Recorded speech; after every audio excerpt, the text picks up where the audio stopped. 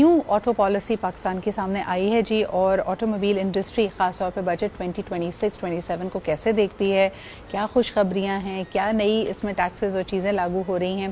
ख़ासतौर पे यहाँ पे हम देखते हैं कि एक ई व्हीकल पॉलिसी पाकिस्तान की सामने आ रही है, लेकिन ये ट्रांजिशन कैसे हो पाएगी। इस वक्त भी आपको सड़कों पर बेशुमार गाड़ियाँ मिलेंगी, और इंटरेस्टिंग बात यह है कि नई गाड़ियों की भरमार तो है, लेकिन हमारे यहाँ पुरानी गाड़ियाँ रिटायर नहीं होती। वो जिस हाल में भी हों, 20 साल पुरानी गाड़ी, 25 साल पुरानी गाड़ी, 40 साल पुरानी गाड़ी, वो चलती ही रहती है। तो आइए ज़रा इन तमाम इश्यूज़ पे बात करते हैं।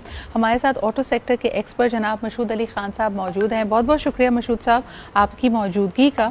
ये I don't know why this keeps pinging, ये आपकी तरफ से या हमारी तरफ से? मशहूद साहब आपको आवाज़ आ रही है? ये जूम कनेक्शन की आपकी आवाज़ आ रही है? नहीं, ये बीच में जो एक क्लिक की आवाज़ आती है, is this from your and और फ्रॉम आवर एंड? नहीं आवाज़ आ रही। अच्छा, मुझे ये बताइए कि की पॉइंट्स इस वक्त जो है कि इम्पोर्टेड गाड़ियों की जो ड्यूटी है उसको रिड्यूस कर दिया गया है, इसको कैसे देख रहे हैं आप?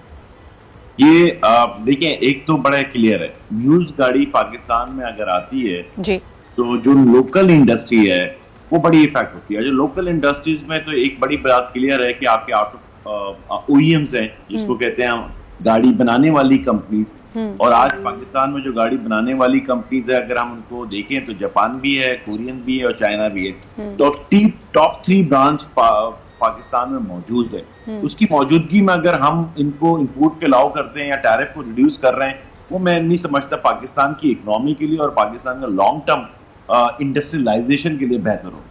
मुझे ये बताइए कि इस वक्त भी ऐसा लग रहा है कि 30 से 40% जो कस्टम्स ड्यूटी इम्पोज की गई है, ये खास तौर पे इम्पोर्टेड इलेक्ट्रिक गाड़ियों के लिए है, डिपेंडिंग ऑन कि उनकी वैल्यू क्या है। एक तरह से इलेक्ट्रिक व्हीकल्स आपकी महंगी हो रही हैं दूसरी गाड़ियों का, जैसे आपने खुद कहा, और यहाँ पे कोई एक ओवरऑल प्लान हमें नजर नहीं आ रहा। पूरी दुनिया में लोग गाड़ियाँ कम करने की बात कर रहे हैं, एक फ़ाल पब्लिक ट्रांसपोर्ट की बात कर रहे हैं, या क्लीनर एनर्जी कंज्यूम करने वाली गाड़ियों पे जाने की बात कर रहे हैं। क्या आपको एक वाज़ेह डायरेक्शन इसकी नजर आ रही है हमारे इस बजट में?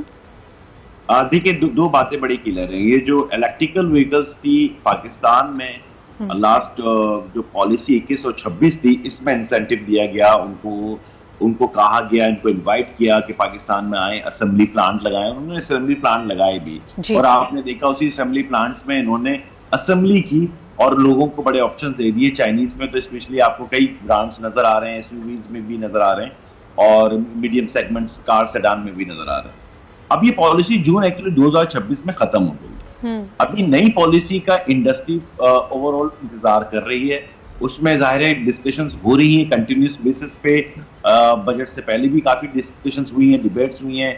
इसमें जो मिनिस्ट्रीज इन्वॉल्व हो गई हैं, मिनिस्ट्री ऑफ इंडस्ट्रीज तो हाई उनकी इंडस्ट्री से कंसर्न है, मगर इसमें हमारे क्लाइमेट मिनिस्ट्री भी मौजूद है, इसमें हमारे पास पावर मिनिस्ट्रीज भी मौजूद है। इनके मिनिस्टर्स भी बैठे हुए कमेटी बना के इस पर डिस्कशंस कर रहे हैं इंडस्ट्री से। वो डायरेक्शन आपकी सेट करेंगे अगले 5 साल के लिए। पाकिस्तान में इंडस्ट्रियलाइजेशन होगी या इंपोर्ट बेस होगी? What do you mean?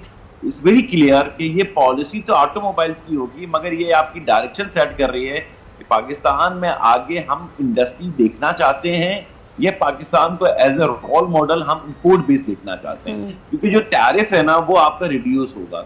उस पॉलिसी में उसको रेफर किया जा रहा है वो हमारी नेशनल टैरिफ पॉलिसी से, और नेशनल टैरिफ पॉलिसी जो हमारी बनाई गई थी वो हमारी 2030 तक की बनाई गई है, जिसमें कहा गया है कि हम टैरिफ को ग्रेजुअली रिड्यूस कर देंगे, और रिड्यूस करते करते हम उसको 15% यानी कि 15% में कोई चीज अगर आप एक कंपोनेंट या पार्ट्स इंपोर्ट कर रहे हैं तो वो मिनिमम 15% में आ सकता है। तो क्या वो 15% पाकिस्तान में जो इंडस्ट्रीज मौजूद हैं वो क्या इसमें अपने आप को सिक्योर समझती हैं आने वाले कल में? तो ये बहुत बड़ी इंपॉर्टेंट है ये पॉलिसी, सिर्फ ऑटोमोबाइल्स की नहीं है। इसको मैं नजर से अगर देखना चाहता हूँ तो मैं इसको इंडस्ट्रियल पॉलिसी देखता हूँ। बिल्कुल सही। अच्छा मशहूद साहब, इसमें थोड़ा सा पर्सपेक्टिव अब हम सार्फिन का या कंज्यूमर्स का ले लेते हैं। मुझे ये बताइए कि जो इस वक्त हमारे अर्बन सेंटर्स का हाल है और जो हमारे पब्लिक ट्रांसपोर्ट का हाल है, तो यकीनन हर घर में आप we have slowly converted our households. पहले हम कहते हैं ना घर में एक आपको किसी व्हीकल की ज़रूरत है, अब घर में 2 गाड़ियाँ और 1 बाइक नॉर्म बनता जा रहा है, if you can afford it, and this is because people need it. उनकी रिक्वायरमेंट बन गई है। अगर बच्चों ने यूनिवर्सिटी जाना है, घर में किसी इमरजेंसी की बात है, तो जो अफोर्ड कर सकता है उसके लिए और कोई चारा नहीं है। खपत को आप बढ़ता हुआ देख रहे हैं, ये डिमांड ऊपर जा रही है लेकिन लोगों की परचेजिंग पावर नीचे आ रही है। एक दफ़ा फिर हम देख रहे हैं कि बहुत सारे फाइनेंशियल इंस्टीट्यूशंस की तरफ से ये आपको सहूलत दी जा रही है कि ज़ीरो मार्कअप पे आप नई गाड़ियां निकाल लें। जो आपकी यूज्ड गाड़ियां भी हैं उसके लिए भी उसकी डिमांड भी बहुत हाई है। गाड़ियों की कीमतें पिछले कुछ अरसे में ही हमने देखा है कि कई गुना बढ़ गई हैं। तो आप डिमांड और सप्लाई के इन डायनामिक्स को कंज्यूमर के पर्सपेक्टिव से कैसा देखते हैं इन द कमिंग ईयर्स? देखिए, एक तो बड़ी बड़ी क्लियर बात है, आपने बड़ी अच्छी बात की। पाकिस्तान में ऑलमोस्ट 65% तो यूथ है ना हमारी, और ये यूथ अब इस काबिल हो रही है कि वो यूनिवर्सिटीज में जा रही है या यूनिवर्सिटीज को पास आउट करके प्रोफेशनल लाइफ में आ रही है। तो उनको डेफिनेटली उनको एक ट्रांसपोर्ट की जरूरत है। अनफॉर्चुनेटली पाकिस्तान, स्पेशली अगर हम सिंध प्रोविंस में देखें, तो पब्लिक ट्रांसपोर्ट इतनी कोई जबरदस्त नहीं है। तो डेफिनेटली लामाला वो किसी ना किसी तरीके से अपनी ट्रांसपोर्ट को यूज करते हैं, तो पहला यूजर या तो मोटरसाइकिल ले लेता है।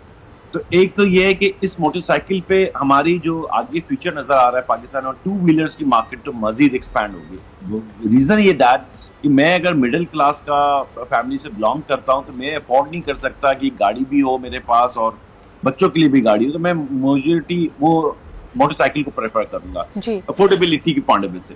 तो वहां पे गवर्नमेंट एक पॉलिसी दे रही है youth programme point of view से कि आप अगर मोटरसाइकिल लेंगे तो सब्सिडाइज देंगे। 100 रुपए की है तो 20% फॉर एग्जाम्पल गवर्नमेंट उसको पे करेगी, और यूथ जो है वो 80% इंस्टॉलमेंट। सर मशहूर साहब, लेकिन फिर मेरा एक क्लियर आपसे सवाल ये होगा कि अभी ये नहीं हुआ है। अभी आपने खुद इशारा किया कि नई गाड़ियां सड़क पे निकलने के लिए तैयार हैं बिकॉज ज़रूरत है लोगों को।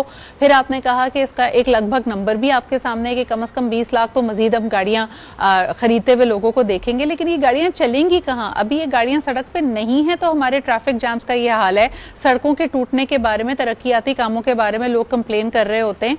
Where will these cars be moving? ये again is a big question mark, क्योंकि मैं पाकिस्तान को अगर देखता हूं तो एक प्रोविंस में पब्लिक ट्रांसपोर्ट और रोड इंफ्रास्ट्रक्चर इतना एक्सीलेंट है, यकीन कीजिए कि वहां पे कोई आपको एक छोटा सा खड्डा भी नजर नहीं आता। आई लिटरली यही पाकिस्तान है। यही पाकिस्तान किसी और एक प्रोविंस में जाता है, वहां ये नजर आता है कि माशाल्लाह सड़क नहीं बल्कि खड्डे ही खड्डे हैं।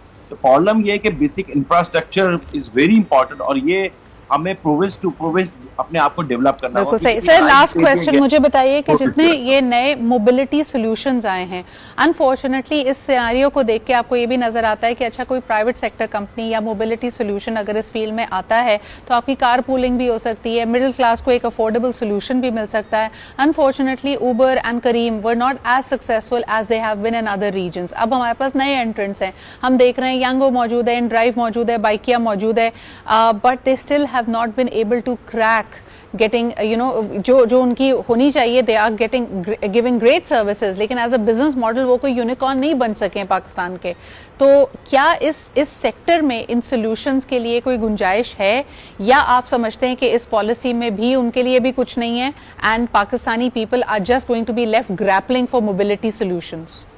नहीं, ये तो देखिए एक तो चैलेंज है इसमें, नो डाउट। जब मुझे याद है एक सर्विस प्रोवाइडर जब इसमें आया था पाकिस्तान में, अनफॉर्चुनेटली उसके 10-15 दिन के बाद ही कोविड हुआ था, और वो बहुत बड़ी इन्वेस्टमेंट करके पाकिस्तान में आया।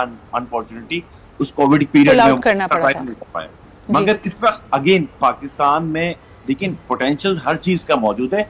We are the 5th largest populated country in the world. ऐसी नहीं है कि पाकिस्तान में अपॉर्चुनिटी नहीं है, पाकिस्तान में lot of opportunity and lot of ideas. But